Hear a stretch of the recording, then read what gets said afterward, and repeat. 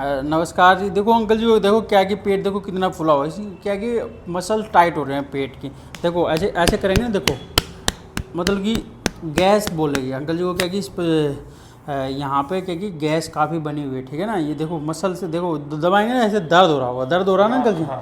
है ना, चारों तरफ नाभि के चारों तरफ दर्द है, क्योंकि नाभि भी अपसेट हो जाती है, कोड़ी भी अपसेट हो जाती है, ठीक है ना। तो उसकी वजह से क्या है कि भारीपन लगेगा पेट में, खाना पीना कुछ भी चीज़ें खाने का आपका मन करेगा